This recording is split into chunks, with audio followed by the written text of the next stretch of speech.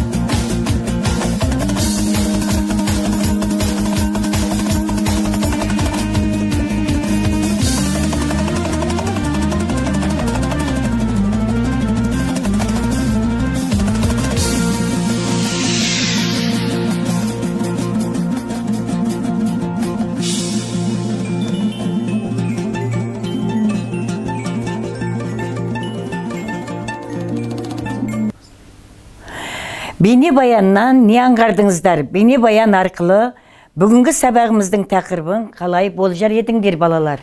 Ықтимал жауапқа назар аударыңыздар. Бұл күй атақты композитор Нұрғиса Тілендиевтің Аққу күйі. Бұл күйді білмейтін қазақ жоқ шығар. Аққу күйелі құс болғандықтан ақын жазушылар өз шығармаларына арқау еткен. Солардың бірі Сәкен Сейфуллин.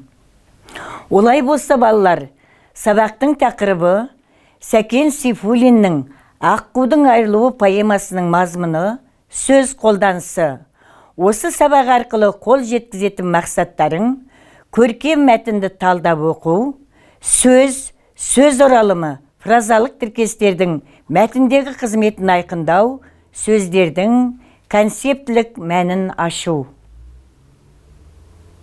Бағалау критерийі: көркем мәтінді талдай алады, шығармадағы сөз оралымы, фразалық тіркестердің мәтіндегі қызметін айқындай алады, сөздердің концептілік мәнін аша алады, шығарма ізімен өз шығармашылығын ұсыналады.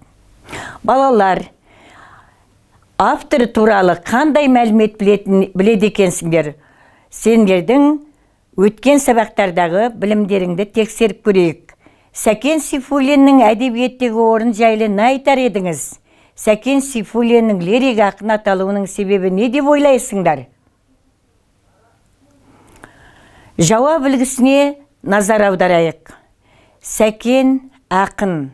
Себебі поэзия жанрында Албатрос, Көкшетау, Қызылат поэмаларын, Асау тұлпар, өлеңдер жинағын жазған. Сәкен жазушы. Проза жанрында Тар жол тайғақ кешу романын, Бандыны қуған Хамит әңгімесін, Айша, Жер қазғандар, Жемістер повестерін, Бақыт жолында, Қызыл сұңқарлар атты драмалық туындылары жарық көрген. Сәкен композитор. Тау ішінде, Ақсақ киік, тағы басқа әндердің авторы. Екінші жауап үлгісіне назар аударатын болсаңдар, лирика шындықта адамның ішкі көңіл күйіне бөлеп, ойы мен сезімін астастыра суреттейтін терең психологиялық шығарма. Сәкен Сейфуллинді лирик ақын деп атауымыздың себебі, ол туған өлкесінің бай табиғатын, жастық махаббат сезімдерін, көңіл күй әсерлерін бейнелейтін сыршыл шығармалар жазды. Солардың бәрінде ақын адамның ішкі сезім байлығын терең ашуға ұмтылды. Табиғат аясындағы сезімнің сұлулығы мен тұрақтылығы, оны ардақтау, қадірлеу идеясы Сәкеннің аққудың айырылуы, сыр сандық сияқты шығармаларында кеңірек қойылады. Аққудың айырылуы үлкен гуманистік идеяны уағаздайтын романтикалық махаббат туралы аңыз. Поэма оқиғасы көркем көлдің жағасында өтеді. Көл табиғатына сүйсінген ақын, ондағы жұбай аққудың жарастықты махаббатын жырға қосады. Кенет осы аққудың бірін сұрмерген атып түсіреді. Екінші аққу жұбайының өлгенін көріп қиналып, мергеннің алдына келіп, мені де ат деп жалынады. Мерген аталмайды. Жұбайсыз өмірді мағынасы санаған аққу, аспанға биіктеп ұшып шығып, содан құлап өледі. Поэма адал махаббатты, сезімді, достықты қадірлеуге үндейді. Сәкен лириканың мүмкіндігін молайтып, оның тек сезімнің көрінісі есебінде шектемей, оған азаматтық әуен, ойлы мазмұн бере отырып дамытты. Ол ізгі адамгершілік сезімдердің айнымас, достық пен махаббаттың жаршысы болды. Енді балалар, тапсырмаға көшпей тұрып, сіздердің алдыларыңызда, қолдарыңызға, сіздерге, назарларыңызға мен өзін бағалау парағын ұсынамын. Осы парақты сабақ барысында, тапсырма орындау барысында қолдануларыңа болады. Дескриптор бойынша белгілеп отыруларың шарт. Енді балалар, бірінші тапсырмаға көшейік.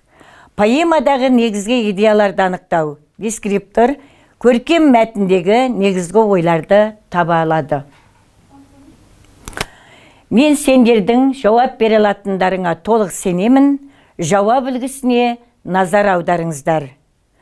Табиғатты қорғау, сұлулықты бағалай білу, екі аққудың аянышты тағдыры, мәңгілік махаббатты қорғау, сезімге тұрақтылық, досқа адалдық. Екінші тапсырма бойынша орындайтын тапсырмаларың. Шығармада суреттелетін табиғат көріністеріне қатысты үзінділерден мысал келтіріп, көркемдегіш құралдарды тауып талдау. Дескриптор шығармада суреттелген табиғат көріністеріне қатысты үзінділерден мысал келтіре алады, көркемдегіш құралдарды тауып талдай алады. Сендердің жауап беретіндеріңе мен сенімдімін. Жауап үлгісіне назар аударайық. Сәкен Сейфуллин «Аққудың айырылуы» поэмасында табиғат көріністеріне қатысты көркемдегіш құралдарды шебер қолдана білген. Табиғат көріністеріне қатысты үзінділерде мысал келтіретін болсақ, арқада бір жер бар еді, жібек самал саясы, саяда бір көл бар еді, сырлы кесе аясы, маржан құмы күміс суы, көледіген айнадай, әдемеді мөлдіреген, айна көлдің көрнегі, су бетінде елбіреген, ақ шашақтар өрнегі. Пай шымылдық жасыл құрақ, қалың біткен туғырақ, кейде аққулар жасырынат, шымылдыққа судырап. Осы үзіндіде, табиғат көріністеріне қатысты үзіндіде, Сәкен эпитет, теңеу, кейіптеулерді өте шебер қолданған. Эпитет, заттың, құбылыстың айрықша сипатын, сапасын анықтайтын сурет сөз. Осы үзіндіде жібек самал, сырлы кесе, маржан құм, күміс су, жасыл құрақ, айна көл шығарманың көркемдігін арттырып тұрған сөздер. Енді теңеу. Теңеу затты тура мағынасында емес, ауыспалы басқа мағынамен салыстырып айту. Теңеу, дайди, тайти, ша, ше, дайын дейін жұрнақтармен секілді сияқты сөздерді қосу арқылы жасалады. Осы үзіндіде айнадай деген теңеу орынды қолданылған. Енді кейіптеу. Кейіптеу әртүрлі жануарларды, табиғат құбылыстарын, немесе жансыз нәрселерді адам кейпіне келтіріп, суреттейтін көркемдік тәсіл. Осы көркемдік тәсіл мына үзіндіде, осы үзіндінің туындының сондай көркемдігін арттырып тұр. Ол сөздер, кейіптеулер мөлдіреген, елбіреген, жасырынады. Үшінші тапсырмаға көшейік. Көркем шығармадан аққудың әсемдігін, оның оққа ұшқан мүшкіл халын сипаттайтын үзінділерден мысал келтіріп, фразологиялық тіркестердің мәтіндегі қызметін айқындап, сөздердің концептілік мәнін ашу. Дескриптор шығармадағы аққудың әсемдігін, оның мүшкіл халын сипаттайтын фразеологиялық тіркестерді талдай алады, сөздердің концептілік мәнін ашалады.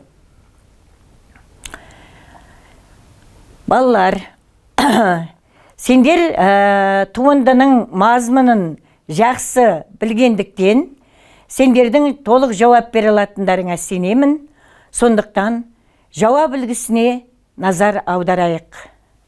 Поэмада тұрақты тіркестер, сөздердің концептілік мәні терең қолданылған.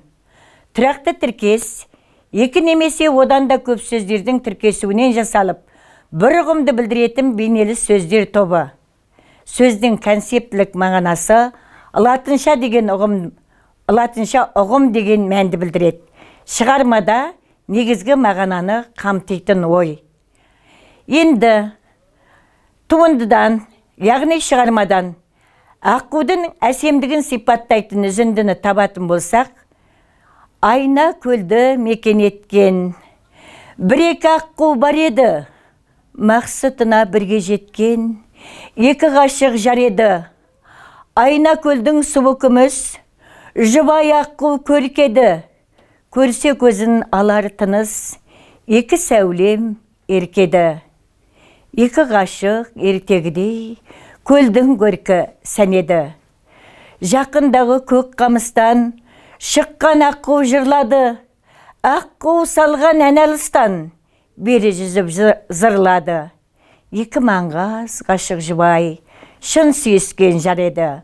Бұл үзіндіде көкпен белгіленген сөздер шығармадағы негізгі мағынаны қамтитын сөздің концептілік мәні білдіріп тұрған сөздер. Ал қызылмен белгіленіп тұрған алар тыныс бұл поэмадағы терең қолданылған тұрақты тіркестер. Поэмада аққудың оққа ұшқан аязды қалын сипаттайтын үзіндіні алатын болсақ, мұңа есті неге бұлай, не қасірет бар еді, дауыстары қалтырасып, неге нәзік жылайды, қосылысқан екі ғашық тағы нені сұрайды, кешікпеді шоқ қамыстан, жасыл ұшқын жарқ етті, оқ түтіммен оқ қамыстан, бір қатылды шаңқ етті.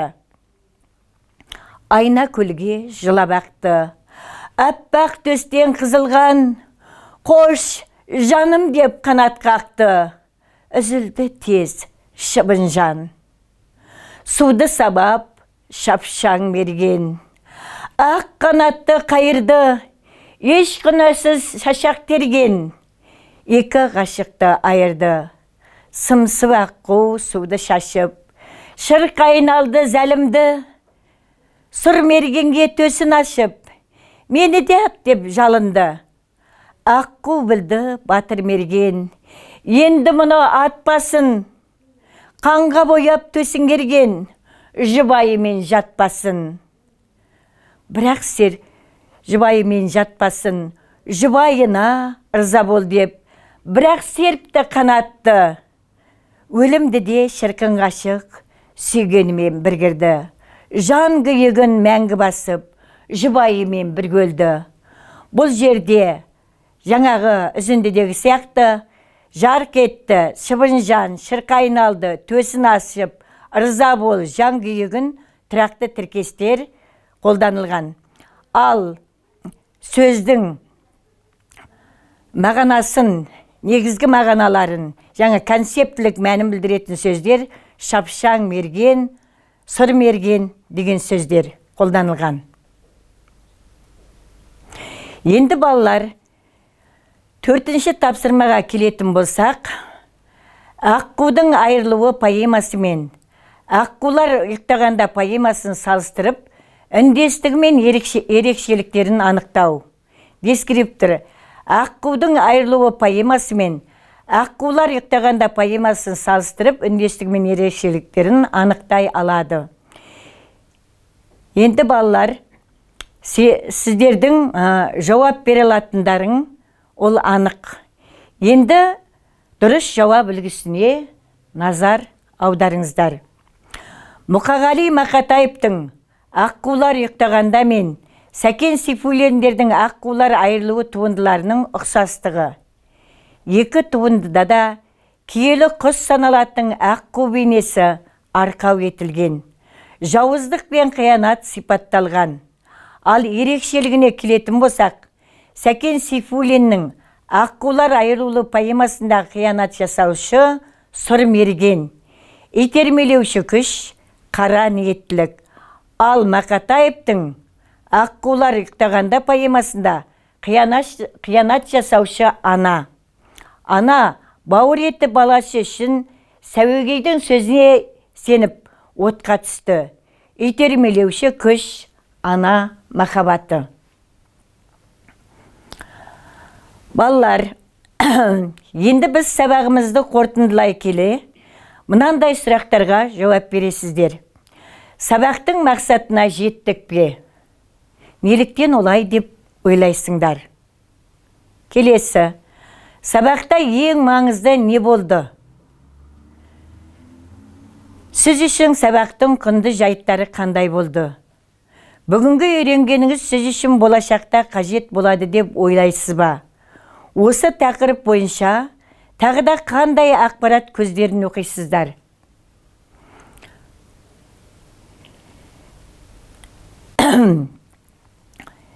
Енді үй тапсырмасы балалар.